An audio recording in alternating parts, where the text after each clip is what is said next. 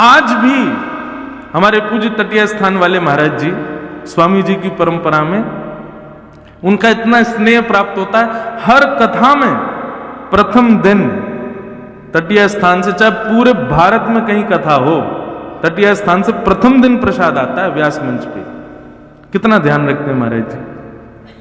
तो किसी वैष्णव ने वहां पर भंडारा कराया, आज भी 1000, 1500, 2000 लोग, आप भी चले जाओगे तो वहां प्रसाद मिलेगा आपको, दोपहर में सब भोजन मिलेगा, ठाकुर जी की प्रसादी मिलेगी।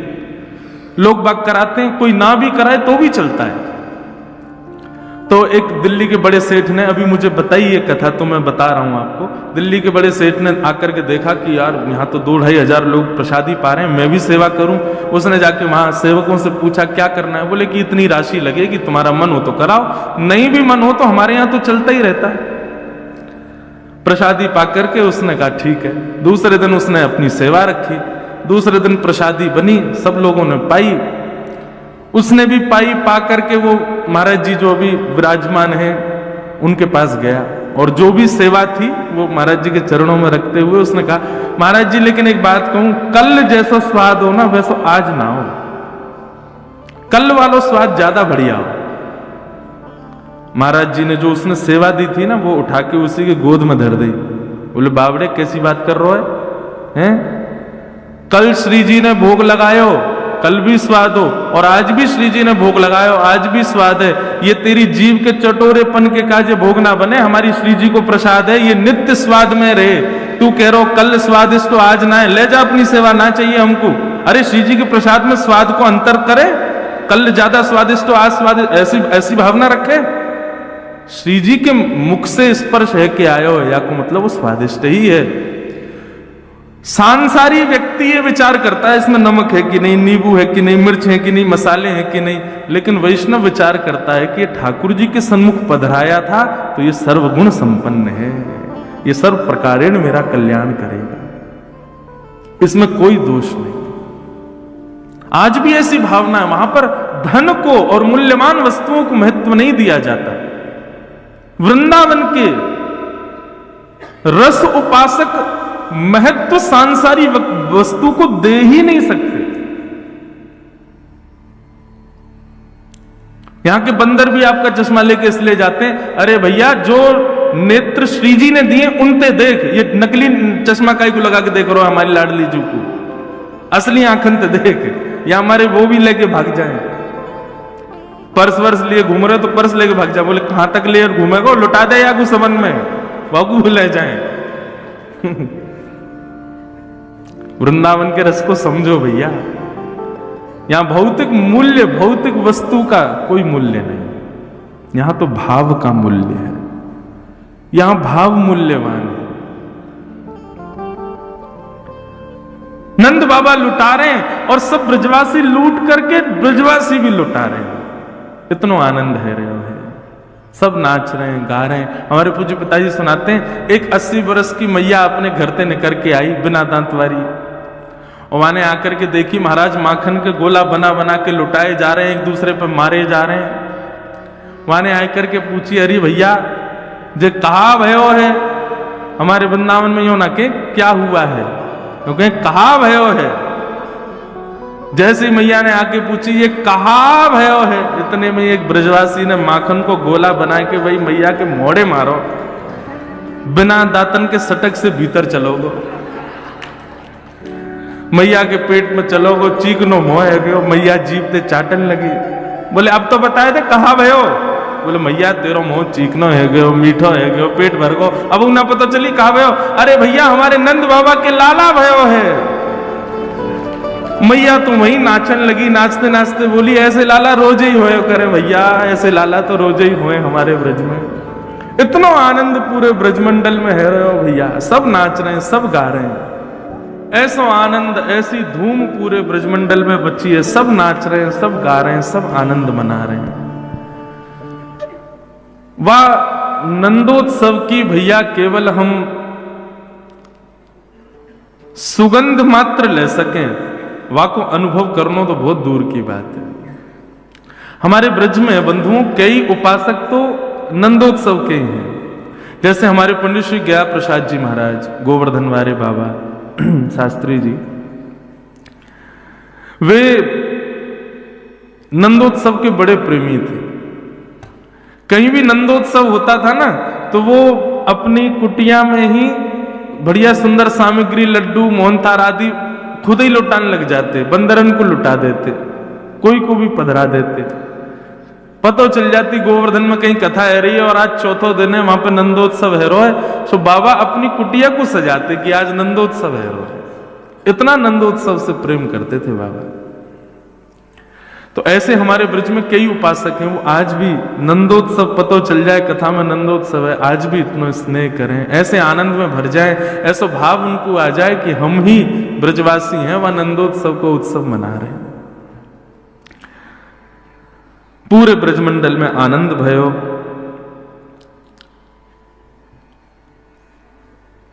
नंद बाबा ने खूब लुटायो।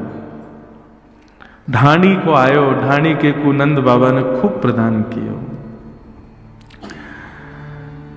मेरे मन आनंद भयो, ब्रजराज ही याचन आयो, अपने अपने मन को मतो, कह परिवार सुनायो। ढाणी को आज नंद बाबा के यहां आयो है। ये ढाणी को कौन है भैया? बोले जे कछु ना करें, केवल अपने यजमान के काजे नित्य पूजा करें कि हमारे यजमान को मंगल हो, हमारे यजमान के घर कछु आनंद हो, हमारे यजमान के यहाँ सब मंगल ही मंगल हो। इनको केवल यही काम है, और जब भी कोई आनंद को उत्सव होवे घर पे, तो यजमान इनको बुला के खूब सारी दक्षिणा दें। पर नंद बाबा के ढाणी के का एक वैचित्र कि आज 80 वर्ष है गए, लेकिन नंद बाबा के ढाणी के को कछु मांगवे को अवसर ही नहीं मिलो। क्यों? नंद बाबा के यहाँ कछु आनंद भयो ही ना है। फिर भी नंद बाबा वाक को विचार करके कछु ना कछु वा के घर भेजते रहे, लेकिन वहां से वाकु सुख ना मिले। वाकु यही लगे कि भैया नंद बाबा के कछु लाला होए, कछु उत्सव होए, तब मैं मांगवे जाऊं, अधिकार से मांगवे जाऊं। 80 वर्ष से प्रतीक्षा कर रहा है, रोज सूर्य को प्रणाम करे, देवतान को प्रणाम करे, यमुना मैया से प्रार्थना करे, हमारे नंद बाबा के घर एक लाला भेज दो, कोई संतान भेज दो, कछु आनंद कराओ, तो मैं मांगवे जाऊं आशीष देके। आज ढाणी के कुछ जैसे पता चली नंद बाबा के घर लाला भयो है, ओ हो महाराज, पहले तो मूर्छित है गयो, सुन करके इतना आनंद भयो कि मूर्छा में चलो, लेकिन बाद में होश में आयो तो दौड़ो दौड़ो नंद भवन पे आयो है।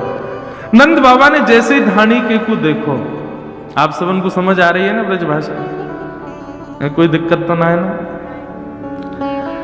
तो जैसे ही ढाणी के को आयो, नंद बाबा ने भी दौड़ करके बाकू हृदय से लगायो। नंद बाबा बोले, अरे ढाणी के, मेरे अकेले की तपस्या ना 80 वर्ष की तेरी तपस्या है भैया, तू प्रतीक्षा कर रो, आज तेरे मन की है गई है, अब तू बता, आज चूकियो मत, आज चूकियो मत, 80 वर्ष की पूरी कसर निकाल ले, सब मांग ले, जो तेरे मन में हो तू मांग ले आज मुझसे। ये बात आप लिख लीजिए बंधुओं कि ठाकुर जी पधारेंगे तो संग्रह की स्थिति नहीं रही। नंद बाबा का बस नहीं चलना, नहीं तो स्वयं को लुटाते। नंद बाबा बोले, मां का चाहिए। अब ये ढाणी के को प्रसंग ब्रज भाषा में इतना प्यारो प्रसंग है, पूज्य पिताजी बहुत भाव से गाते हैं। मेरे मन आनंद भयो, ब्रजराज ही याचन आयो, अपने अपने मन को मतो, कह परिवार सुनायो। मैं आज आपके पास जब मांगवे आने लगो तो मेरे परिवार के लोगों ने पूछी कहां जा रहे हो, मैंने कि अरे नंद बाबा के लाला भयो है, मेरी अम्मा नाचन लगी, मेरे बालक नाचन लगे, मेरी घरवारी नाचन लगी, सब पूरे घर में सब नृत्य करने लगे। बोले भैया आज हमारे यजमान के घर लाला भयो है। सबन ने अपनी अपने भाव रखे, कछु कछु मांगो है, मैं आपकी आज्ञा हो तो बताऊं। नंद बाबा बोले, हाँ बता, कहा चाहिए? बोले, तेरे तात कहो समुझाए राय सो, जाए आशीषा दीजे। मेरे बड़े भैया ने कहिए कि भैया नंद बाबा के लाला को मेरी तरफ से आशीर्वाद दियो और बधाई में मेरे काजे कहा लाएगो? बोले, कहा लाऊं? बोले, 200 भैंस दूध मन मन की मेरे काजे लीजो। 200 भैंस लेके आई और कैसी भैंस? बोले एक भैंस के नीचे 1 मन दूध हो, मतलब एक भैंस 1 मन दूध देती हो। नंद बाबा बोले ए ढाणी के, तेरी उम्र कितनी है? कही बोले 100 के आसपास। और तेरे भैया की? वो भैया चल लो होगो 150 के आसपास। अब भैया द्वापर में तो बड़ी उम्र होती सबकी। बोले 150 की उम्र में 200 भैंसन को दूध पी के कहां जाएगा भैया? और 1 मन दूध एक भैंस थे, 200 मन दूध रोज होगा तेरे घर में, कहा करेगा भैया या को?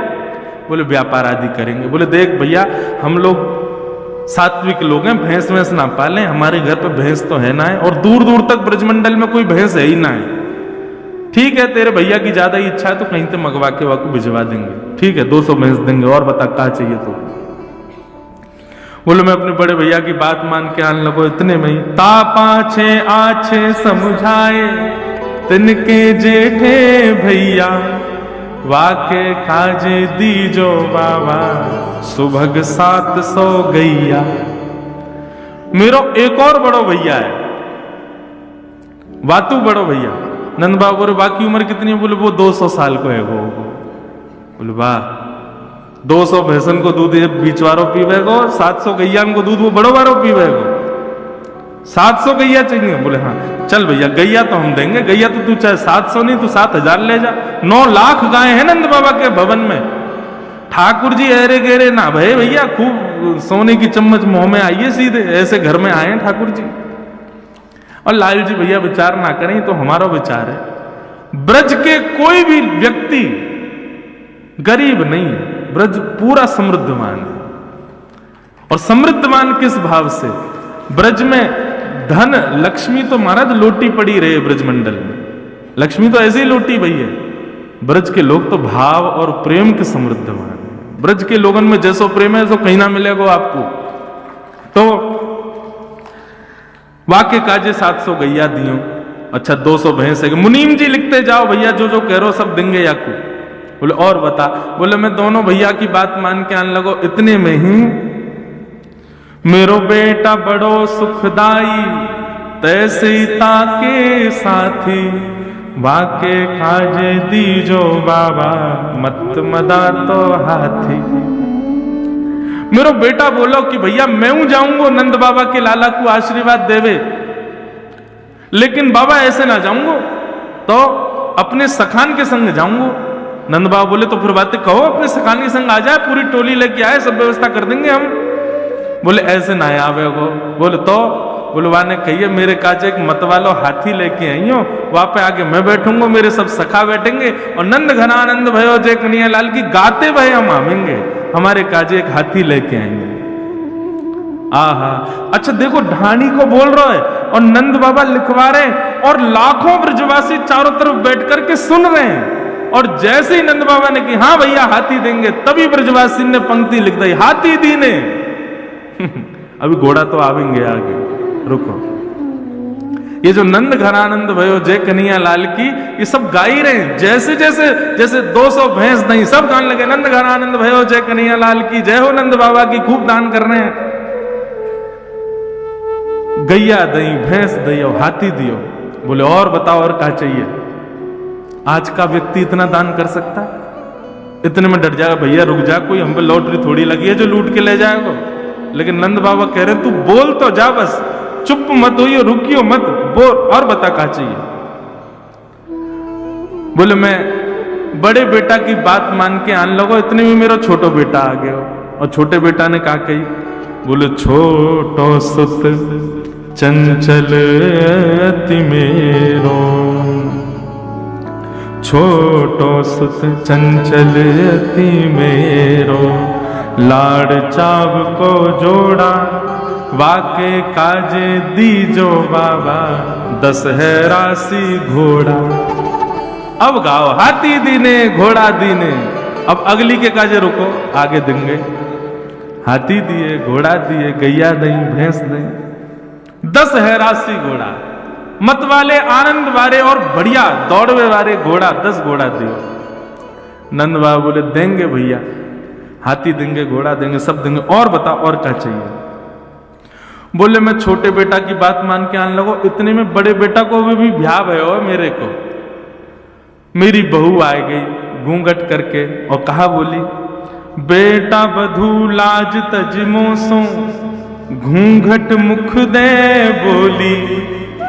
मेरे बेटा की बहू आई और आकर के मुझसे बोली, ससुर जी, पिताजी, मेरे पिताजी ने आपके लाला से मेरो ब्याह यामारे कियो क्योंकि आप नंद बाबा के ढाणी के हो।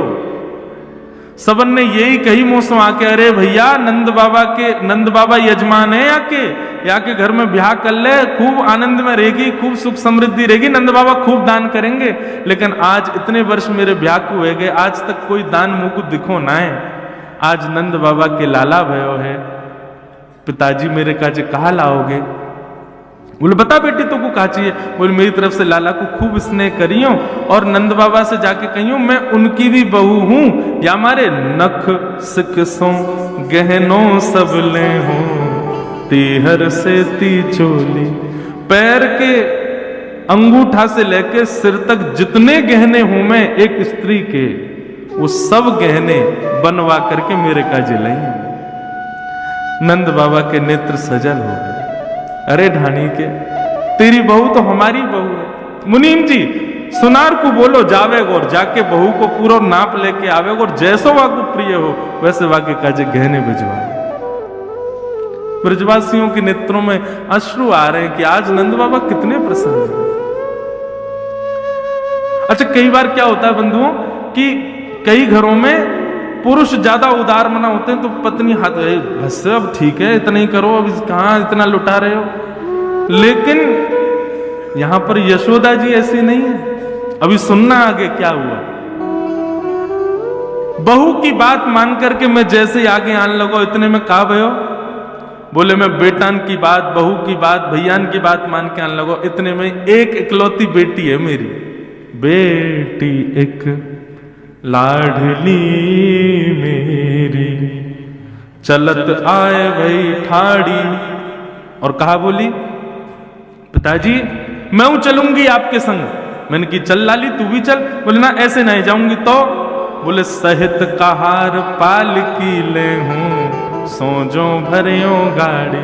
नंद बाबा ते जाके बोलो सुंदर सी सोने की पालकी बनवावेंगे, 4 कहार उठावे वाले वाके सहित पालकियां भेजेंगे, तब मैं सज धज के पालकी में बैठ के तब जाऊंगी लाला से मिलने। और वो पालकी सदा मेरे पास ही रहेगी, 4 कहार भी यही रहेंगे। ऐसा दान मांग के आएंगे। नंद बाबा बोले देंगे भैया, पालकी तुरंत निकलवाओ। एक सुंदर पालकी तैयार करी, 4 कहार तैयार, वो जाओ ढाणी के घर और या की लाली को बढ़िया लेके आओ, सब प्रेम से हमारे लाला को आशीष देवे आवेगी। तब ब्रजवासियों ने कहा पालकी दीनी, हाथी दीने, घोड़ा दीने और दीनी पालकी, पालकी प्रदान करी। अच्छा लाला और बता, और कोई रहतो ना गयो तेरे घर में? बोले हाँ एक रह गयो। बोले कौन? मेरी अम्मा, मेरी मैया। नंद बाबा बोले अभी बैठी है तेरी मैया? तू 100 वर्ष को, तेरो भैया 150, बड़ो भैया 200 वर्ष को, मैया कितने साल की होगी? बोले मैया तो अभी 400 वर्ष की है गई होगी। वाह। बिना दांत वाली मेरी मैया आई और आकर के मुझसे कहा बोली, माता कहो दही धर आगे, सुन बेटा मेरी सीख। मेरी मैया ने मेरे आगे दही को एक मटका धर दिया और मुझसे बोली मेरी बात सुन के जा।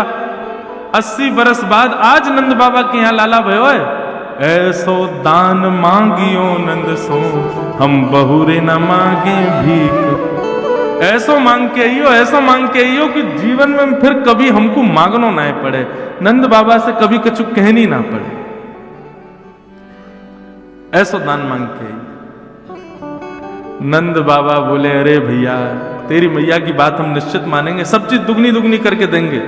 200 नहीं 400 भैंस देंगे, 700 नहीं 1400 गैया देंगे, 1 नहीं 2 पालकी देंगे, 1 नहीं 2 हाथी देंगे, 10 नहीं 20 घोड़ा देंगे, सब चीज दुगनी दुगनी देंगे तो को। और कोई रह तो ना गयो?